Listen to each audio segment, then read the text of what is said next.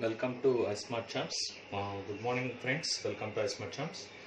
Uh, Today, our topic of discussion is electrochemistry part 4, batteries and fuel cells. That is our last topic of electrochemistry.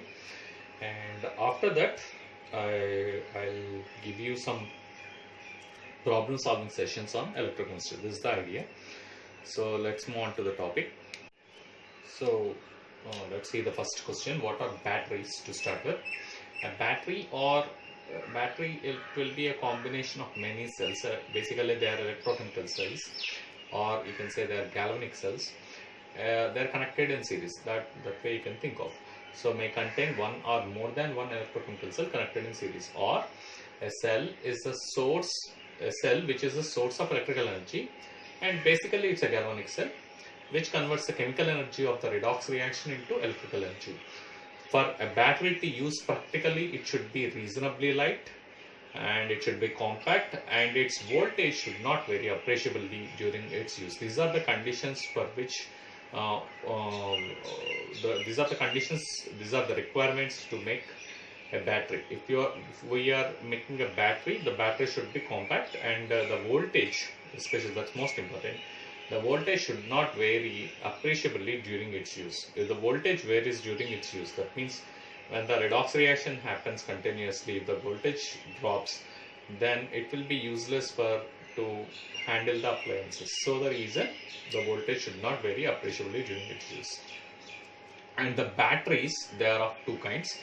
They are primary and secondary batteries. And let's discuss primary batteries. What are primary batteries? So they are non-rechargeable type batteries, and the reactions occurs only once.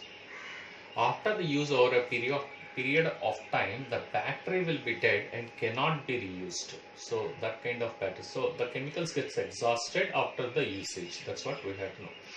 And it produces electric current for a period of time, and no more chemicals will remain in the cell. So all the chemicals will be utilized to extract the current out of it. So extract the energy out of it, and in that cell, and no more chemicals will remain after a period of time.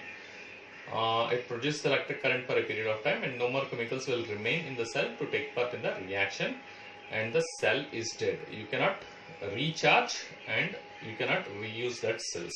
So such kind of cells, they are called primary batteries. So what is a Leclanché cell or dry cell? This is a common batteries what we use for the transistors and clocks at our home.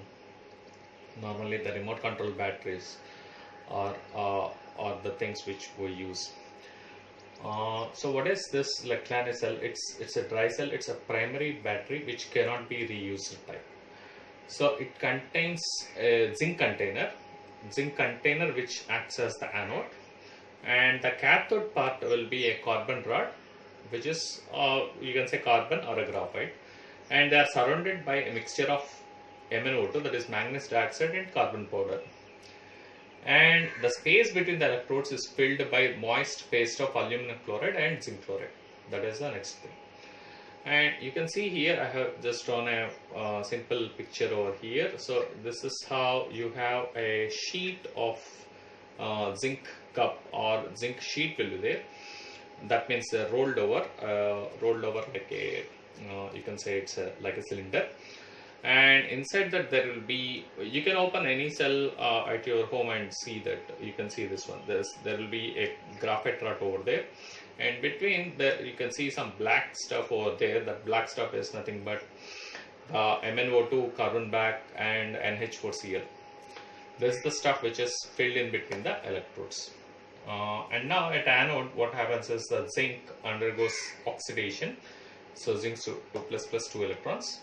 And at cathode, MnO2 plus NH4 plus electrons gives MnO and MnOOH, like there will be slightly moist, as I said, so because of that OH is coming, and NH3. Ammonia is produced.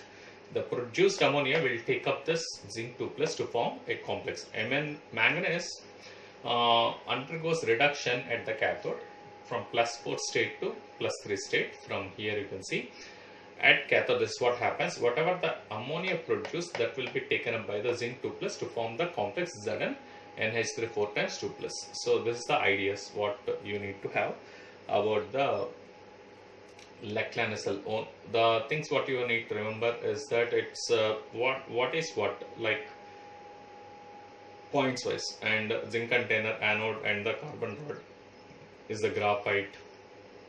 They are surrounded by the mixture of NO2 and carbon powder, and it produces about 1.5 volts, and it cannot be recharged. This is the idea what you need to have. It's a primary cell or primary battery, so you cannot recharge this. So it is used in transistors and clocks. Normal household usage, what we are using is the Leclanché cell, or we can say it is dry cell. So let's move on to another one. Next topic is mercury cell. What is this mercury cell? It contains zinc amalgam. Zinc amalgam means zinc Hg. It's a compound.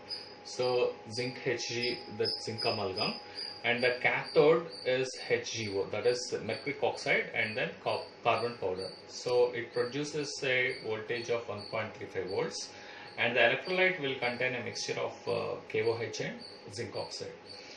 The reducing agent is zinc, that means it will undergo oxidation, and oxidizing agent is HgO. So you can see the anode, that is zinc amalgam plus 2 OH minus. OH minus is from KOH. It produces zinc oxide solid, H2O plus 2 electrons. And the cathode will be HgO, H2O plus 2 electrons, plus gives mercury liquid plus 2 OH minus. And it is having a very large lifetime. So the question can be, why this cell, mercury cell, is having a large lifetime? So here when you see the overall reaction, zinc amalgam plus HgO solid gives zinc oxide solid plus Hg liquid. Why it is having large lifetime?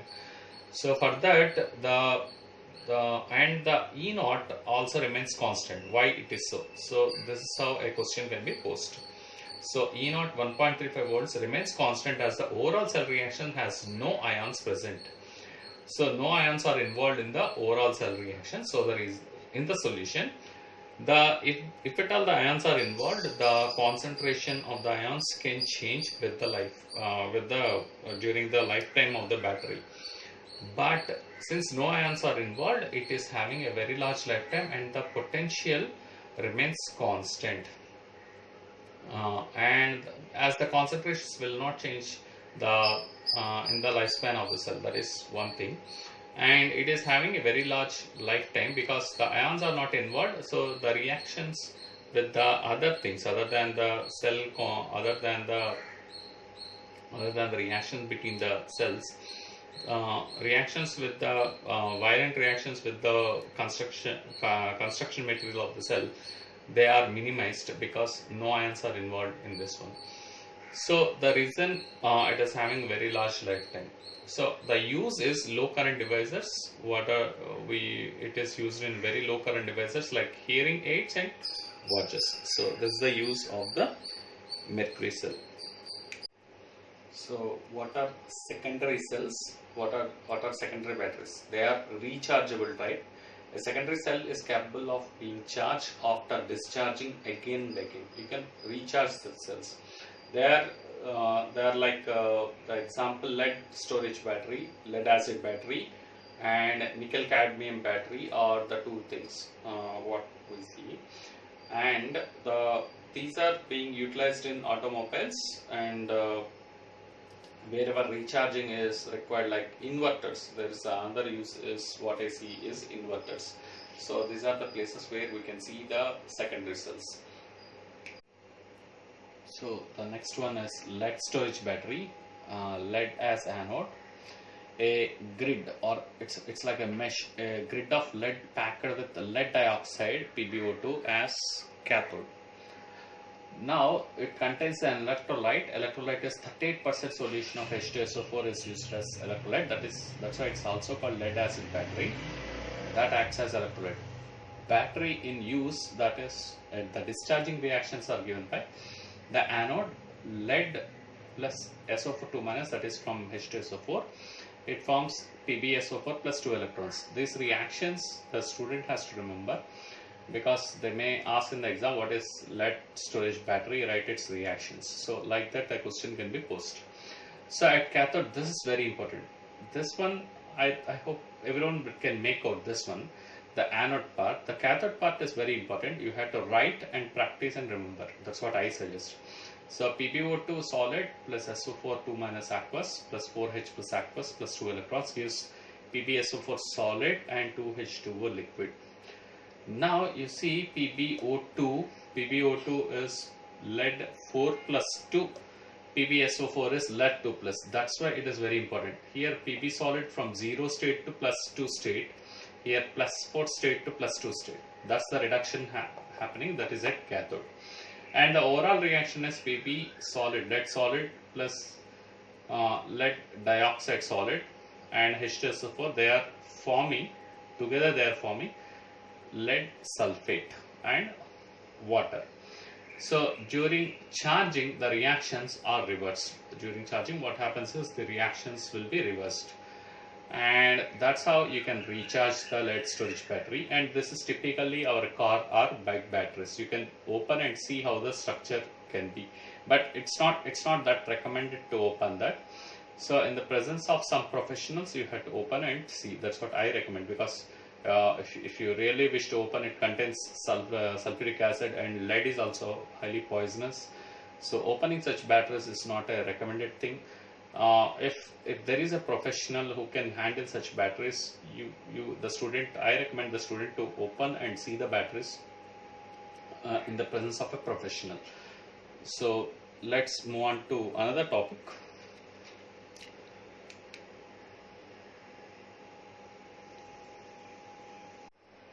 So another type of secondary cell is nickel cadmium battery or nickel cadmium cell. It is overall reaction, you can see over there.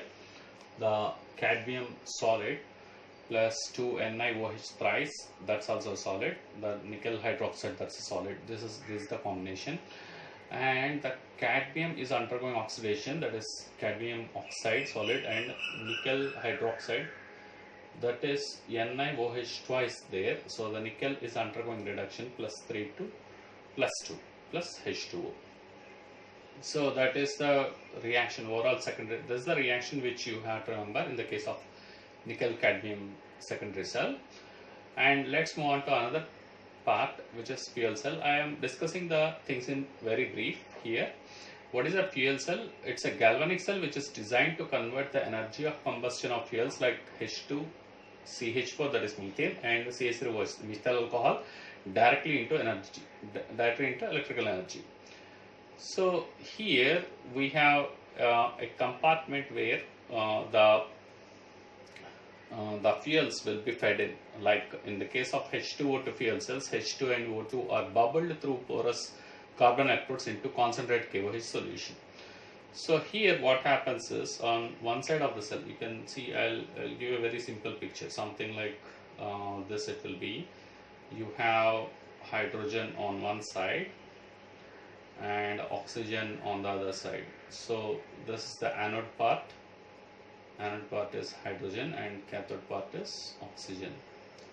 So these things are fed inside this, and here there will be here these two lines are the electrodes. Here there will be, you have the KOH solution, and the oxygen will come in contact with the electrodes, hydrogen will come in contact with the electrodes. The beauty of the fuel cells is you can continuously send the fuel inside, and the reaction can go on until you have the fuel, and they are highly efficient.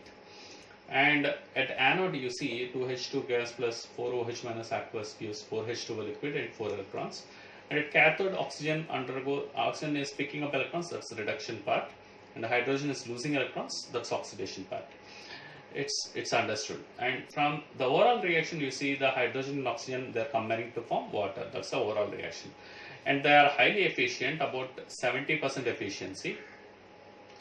We have an equation, efficiency of the cell is given by delta G divided by delta H, which is useful work divided by total work. So this is how it more or less it looks like. And here this hydrogen and oxygen will be bubbled through KOH solution, and through KOH, when it is bubbled, the hydrogen and oxygen will combine. This is the overall reaction which happens to form H2O. So during this formation of H2O, there will be a tremendous amount of energy is released, which is converted into electrical energy. This type of fuel cells are used in spaceship missions. So that is a basic idea, and we have the last topic, which is corrosion. So let's see in the next part what is corrosion. Corrosion is electrochemical phenomenon in which the metal oxide of or other salt of metal forms a coating on the metal surface. The best example is rusting of iron, which we usually see. So here it's well known fact that iron gets rusted in the presence of water and oxygen. So this is the these are the overall reactions. You can see anode is iron, undergoes iron 2 plus 4 electrons. So here the you can see iron is undergoing oxidation here, and at the cathode oxygen plus 4H plus 4 electrons gives water. So that water will combine with the iron 2 plus, you can see with the iron, and to form this iron 2 plus and water, that is the mixture what we have. This is the presence of water. This is what happens, iron gets oxidized. So overall, that's what we have to understand during rusting. And here after that, the atmospheric oxygen will come into the picture, and then it will start reacting with Fe2 plus to form this Fe2O3 by this reaction. So this is the overall idea of corrosion. You can make a note of this. And the last part is what are the methods of preventing corrosion. With that, the video will be over. So the next part is what are the methods of preventing corrosion. It is by providing sacrificial electrodes, like sacrificial electrodes are like magnesium, zinc, tin, etc., which corrodes itself, but they will protect the object, they will protect the surface when they are provided. They are called sacrificial electrode. So what happens in the case of corrosion is, at one point on the surface of the metal itself, there is one point which acts as cathode, other point acts as anode. This is what happens in the case of corrosion. If the student is interested, can do further reading on this. And here there is another, what are the other ways of protecting is barrier protection, and we can give anti-rust coatings on some other, and some other methods are also there, and applying something called bisphenol. Bisphenol is a chemical which you can apply on the surface of the metal, so that the surface is protected from the atmosphere. The surface is protected from atmosphere. Oxygen will not come in contact, oxygen or water will not come into the contact with the surface of the metal, so that the material is protected. And corrosion is a we have to prevent corrosion, because it is we will lose a lot of money if we that is, corrosion is a major phenomenon in many cases due to the breakage of bridges, buildings, collapse of the buildings, or whatever you can see. So it's very, very important. Unless it's to prevent corrosion, unless corrosion is prevented, we'll lose a lot of money, and it will affect the economy also. So prevention of corrosion is highly important. And if you yeah, that's it for this video. And if you like hopefully you would have liked the video. If you like the video, give a like, and please do subscribe the channel. Subscription button is available there at the bottom. So that's it for this video, and this gives a brief idea about the electrochemistry, fuel cells, and the batteries, the basic idea. And in my view, the first 3 lectures what I have given on electrochemistry, they are most important compared to this one. And they may ask 1 or 2 questions from this part, and mostly I recommend the student to solve more and more problems on electrochemistry, and while doing this part, what you have to remember is lead acid battery reactions and the reactions of the fuel cell and the overall reaction of nickel cadmium battery, mercury cell, and the Lactani cell. So these reactions, what I have written, that reactions you have to remember, you have to give a practice and remember. If you are unable to do that, at least the first three parts of electrochemistry, that is up to Faraday's laws, you should be thorough. So this is the additional stuff what you have to learn in order to completely understand electrochemistry. So I prefer you put lot of effort on the first three parts up to the Faraday's laws. So that will do, and here you have to learn the important questions like what are the methods of preventing corrosion, what is corrosion, this kind of simple questions you should be able to answer. And later I will provide the lectures on problem solving sessions and then few questions which were asked in the previous years. So that will be next lectures on electrochemistry. So for now, that's the end of the video. So hopefully you like the video. I have briefed about the different aspects of about the cells and fuel cells, batteries, and primary batteries, secondary batteries, and overall idea I hope I have given and provided you. So that's it for this video. Thank you very much. Thanks for watching, and please do subscribe the channel without forgetting. And the subscription button is available within the video at the bottom right corner. So thank you very much. Thank you, friends.